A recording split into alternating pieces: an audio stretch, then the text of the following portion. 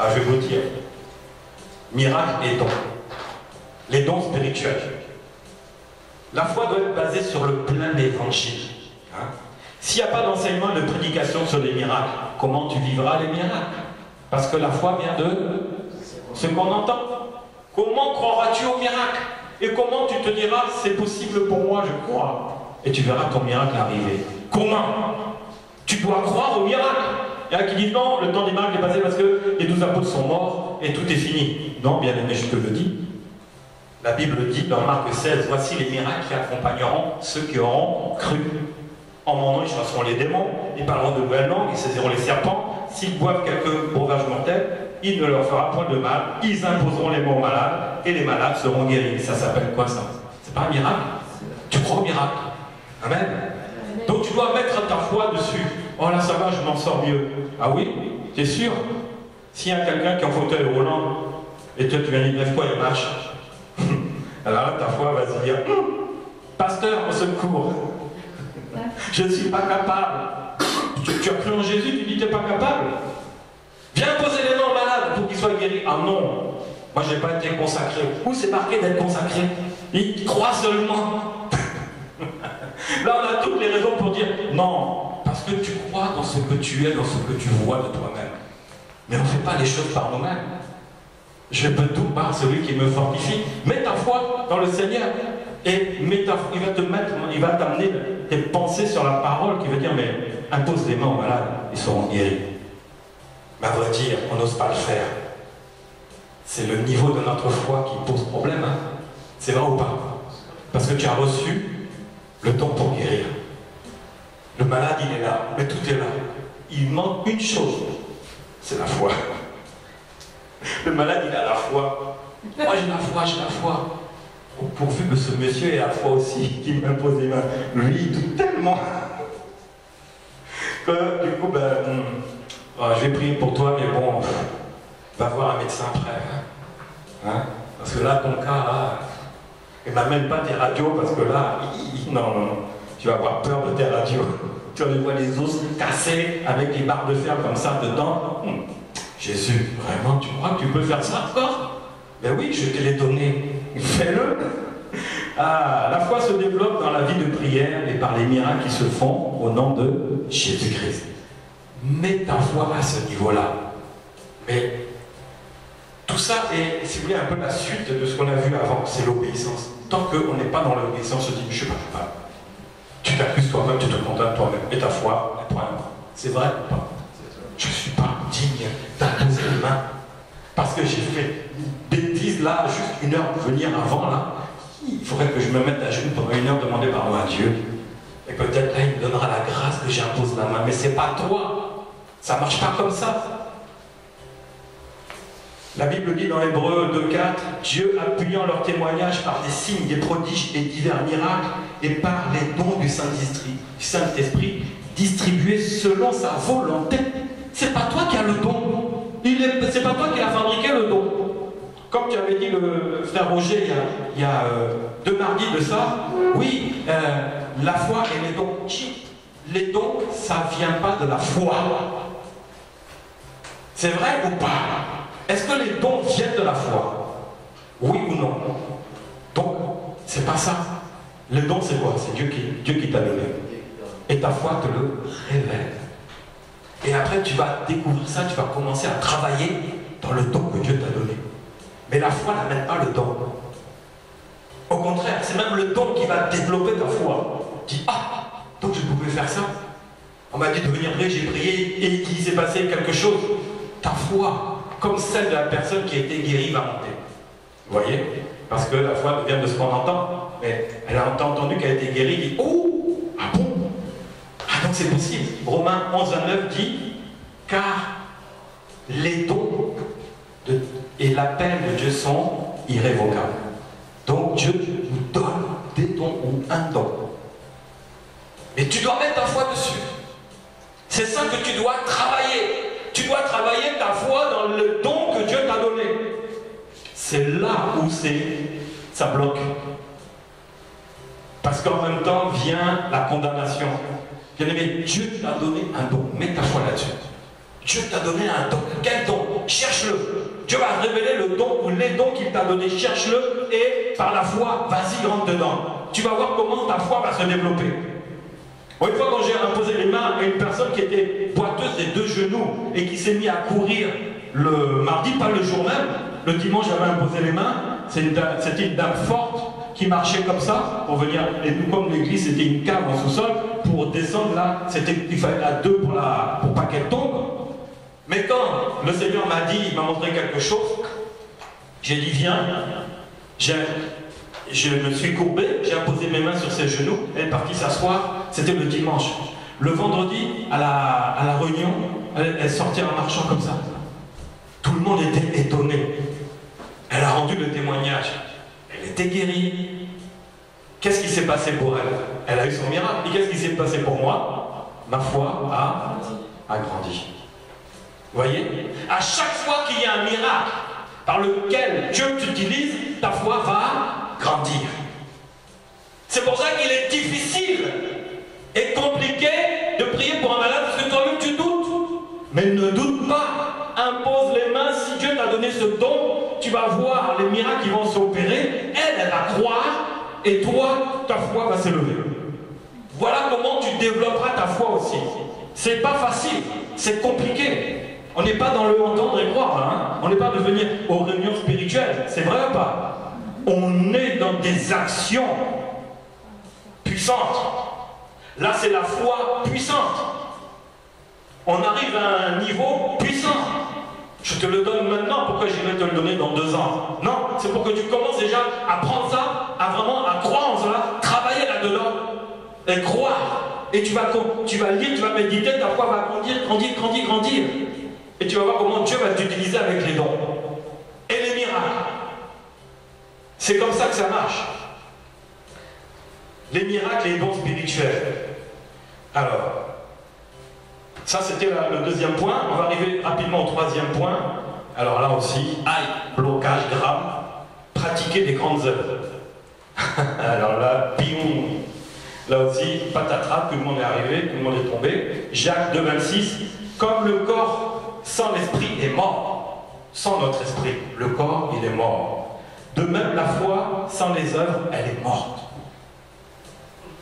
Tite 2, 14 dit, il s'est donné lui-même pour nous afin de nous racheter de toute iniquité et de faire un peuple qui lui appartient, purifié par lui et zélé pour les bonnes œuvres. Tu es fait pour faire les bonnes œuvres. Est-ce que tu sais cela? Alors, la dimension des œuvres que tu fais représentera la dimension de ta foi. Alors, pour dire, je fais des petites œuvres, donc j'ai une petite foi. Je fais des grandes œuvres, donc j'ai une grande foi. Je fais aucune œuvre. Aucune foi. Si, j'ai la mesure, donc j'ai peu de foi. Là, c'est-à-dire que j'ai le. Hein? Voilà, j'ai vraiment la base, quoi. Là, j'ai la cuillère.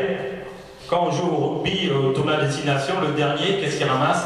La cuillère de bois. Ben, celui qui a la cuillère de bois. C'est-à-dire c'est la honte. Alors, les bonnes œuvres seront la conséquence de ta foi. Les bonnes œuvres. Alors, donc, petites œuvres, petite foi. Grandes œuvres, grande foi. Alors, maintenant, qu'est-ce que c'est que qui peut me dire ce que c'est que des grandes œuvres? C'est toutes les choses bien que tu peux faire. Plus tu fais du grand bien, plus ta foi sera. Il faut qu'elle soit grande pour le faire. Hein? Et si tu fais des petites œuvres, tu vas voir, oh, quelqu'un qui est aveugle là, qui veut traverser la rue, et toi tu vas le prendre par la main et tu le traverses. Tu as fait une grande œuvre. Alléluia! Non, tu as fait une petite œuvre. Parce que tu n'as rien fait d'extraordinaire là. Franchement, hein, tu as perdu 10 secondes de tout pour le faire traverser le trottoir. Enfin, la rue, le passage clouté. Non. Les grandes œuvres, c'est quoi? Eh bien, c'est tout ce que tu peux faire de manière importante. Ça, c'est des œuvres, des grandes œuvres. Après, tu imposes les mains.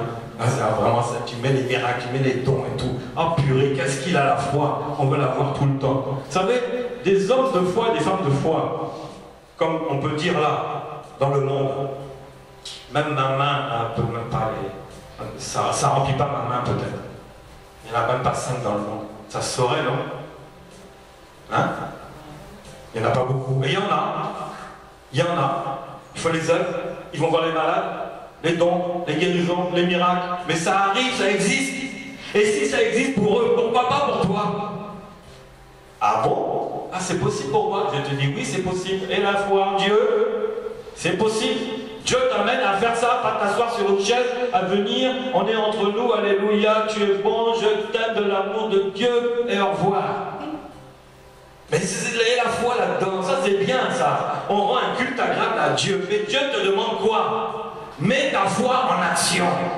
Est-ce que là on est là, on est bien entre nous, hein? Tout va bien, celui qui est malade, on va prier jusqu'à, il va être guéri. Alléluia. Bon. Et la suite? Vous ne trouvez pas qu'on s'emmerde un peu? On s'ennuie pas?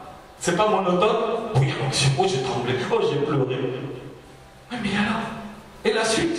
Moi j'attends la suite. T'attends pas la suite? T'attends pas quelque chose? Mais tu n'attends pas quelque chose derrière? Si franchement, dis-moi, t'attends pas quelque chose derrière? Tu es là pour quelque chose. Sinon tu ne serais pas là au cours biblique. Que Dieu te bénisse. Parce que là, continue comme ça. Mets en pratique tout ça. Tu vas voir ce que Dieu va faire avec toi. Homme de foi. Femme de foi. Ah oui. Mais c'est là qu'il faut qu'on arrive. Parce que je vais vous donner les 2 versets clés. Quand le Fils de l'homme viendra, trouvera-t-il la foi sur la terre? Est-ce qu'il va te trouver? En fait, il dit, est-ce que je vais te trouver, toi, mon frère, ma soeur? Je vais te trouver. Parce que les temps actuellement sont tellement durs que la foi, elle prend un coup. Même là, on est remis entre nous. Jésus va dire, mais quand je vais revenir, est-ce que je vais trouver la foi sur terre? C'est lui-même qui a dit ça. Dans Luc 18, 1 à 8, Jésus parle de ça. Et pourquoi? Il le sait très bien. Et il s'adresse à qui? À nous. Maintenant, l'autre verset clé qu'il a donné dans Matthieu, dans Marc 11, 22, Jésus prit la parole et dit, ayez foi en Dieu. C'est-à-dire qu'il met d'abord le problème, est-ce que je vais trouver la foi sur la terre? Maintenant il te dit, ayez foi en Dieu. Je veux te trouver avec la foi en Dieu.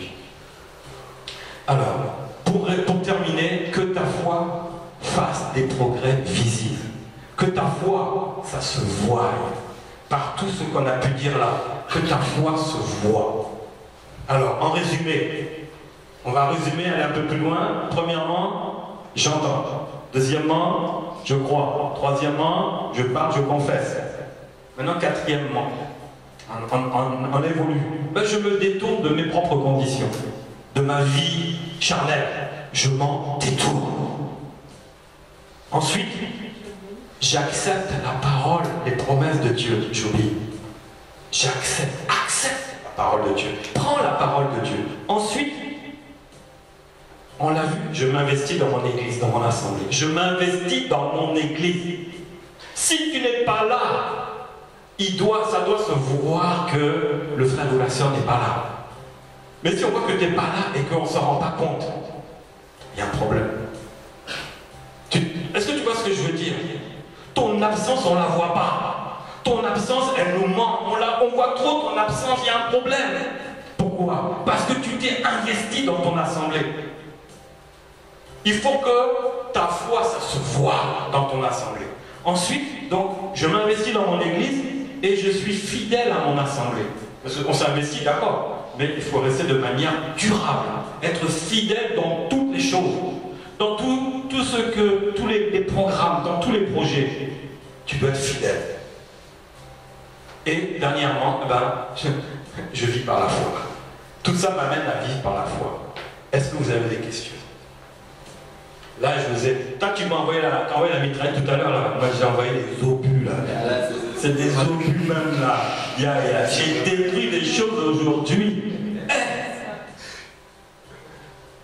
Mais Mais t'as bien fait de commencer par ta petite mitraillette là. Moi, c'est jamais derrière là. Aïe, aïe, aïe. Mais c'est la vérité. Est-ce que vous avez des questions là-dessus? On est sonné. Sonné. C'est les cloches. Et on est le 1er avril, c'était pas une blague. Non, parce que le 1er avril, on fait des blagues. Mais là, bien aimé, je ne vous ai pas fait une blague. En plus, je vous ai dit la vérité. C'était pas une blague. J'ai pas de poisson dans mon dos, non, ça va. Non, j'avais envie de vous faire un poisson d'avril. J'ai dit non, non, on va dire la vérité. Ils vont pas me croire. Ils vont prendre ça pour un poisson d'avril. Mais c'est la vérité, c'est ce qui est écrit dans la parole de Dieu, c'est ce que Christ a dit lui-même. Vous n'avez pas de questions à poser? Sonnez? Sonnez. Bon. Alors réveillez-vous dans les bras de Jésus demain matin, que le Seigneur vous parle encore, qu'il vous montre la vérité, rien que la vérité et toute la vérité. Amen, que Dieu vous bénisse. Merci, frère Philippe.